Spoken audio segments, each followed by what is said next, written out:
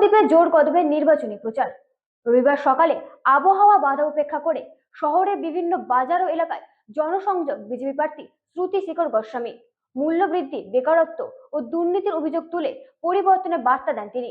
অন্যদিকে তৃণমূল ছোট পরিসরে কর্মী বৈঠক ও জনসংযোগ চালিয়ে যাচ্ছে। নবদ্বীপের রবিবার শুরু প্রচারে বিজেপি প্রার্থী। বিধানসভা নির্বাচনের দিন যতই এগিয়ে আসছে, রাজনৈতিক ও প্রচারের উত্তাপ ততই বৃদ্ধি পাচ্ছে সর্বত্রই। আর রবিবার দিনটি যেন দলের প্রার্থীদের কাছে প্রচারের একটা বাড়তি সুবিধা এনে দেয়। আর সেই মতো রবিবার সকালে সাময়িক প্রাকৃতিক দুর্যোগ থাকলেও তাকে উপেক্ষা করে সকাল থেকে কখনো বাজারে, আবার কখনো শহরের বিভিন্ন অলিগলিতে প্রচার সাথে দেখা গেল নবদ্বীপের বিজেপির প্রার্থী শ্রুতি শেখর গোস্বামীকে। এদিন সকাল 8টার পর বিজেপি প্রার্থীর শহরের অন্যতম গুরুত্বপূর্ণ বাজার আগমেশ্বরী পাড়া বাজারে প্রচার সারে। সেখান থেকে বেরিয়ে একাধিক এলাকায় ঘুরে আবার শহরের বড় বাজার, রাজার বাজার সহ বিভিন্ন এলাকায় জনসংযোগ করেন। সেখানেই তিনি বলেন, রবিবার দিনটি বহু মানুষের ছুটি থাকে, সে কারণে একটা অতিরিক্ত সুবিধা তো থাকেই।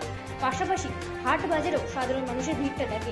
রোজ আমাদের বিভিন্ন এলাকায় প্রচার চলছে, আজ এই বাজারগুলোতে প্রচার করলাম। তিনি বলেন, প্রচারে বেরিয়ে সাধারণ মানুষের থেকে বিভিন্ন অভিযোগ শুনতে হলো।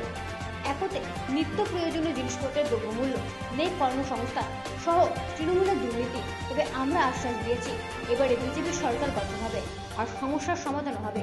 এছাড়াও তিনি বলেন, নবদ্বীপে কসাইখানার বিরুদ্ধে আন্দোলন সহ একাধিক আন্দোলন প্রতিবাদে আমি সহ অনেকে সামিল হয়ে নবদ্বীপের গরিমাকে রক্ষা করেছি। ফলত মানুষ আমাদেরকে সমর্থন করবে, আমরা আশাবাদী।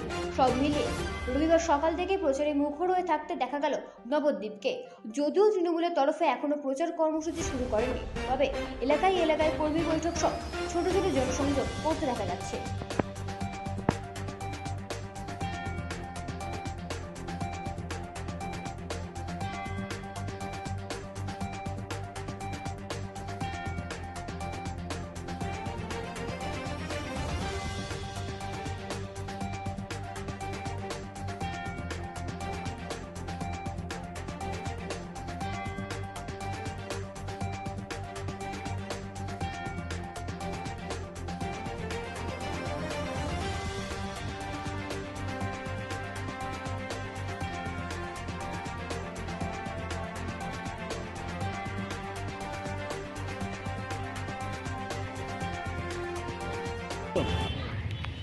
রবিবারের সকাল কর্মীদের নিয়ে প্রচারে নেমে পড়েছেন, কিরকম কি সাড়া পাচ্ছেন, কি মানুষের থেকে কি জানতে পারছেন? ব্যাপক সাড়া পাচ্ছি। নবদ্বীপ আধ্যাত্মিক ভূমি। আমাদের রাসের সময় দেখা যায় সব দেবদেবী মূর্তি এখানে পূজিত হয়। তাদের ভক্তরা সব আমাদের নবদ্বীপে বাস করেন। নবদ্বীপ বিধানসভায় যারা থাকেন সবাই ভক্ত। কেউ ভোলানাথের ভক্ত, কেউ আমাদের ভবতারিণীর ভক্ত, কেউ আমাদের গৌড়ের ভক্ত। সব ভক্তদের বাস এখানে। সেখানে একজন ভক্ত একটা মন্দির থেকে একজন দাঁড়িয়েছেন এবং তারা দেখেছেন যে দীর্ঘদিন আমি এই ধর্ম রক্ষার জন্য আমি সংগ্রাম করেছি।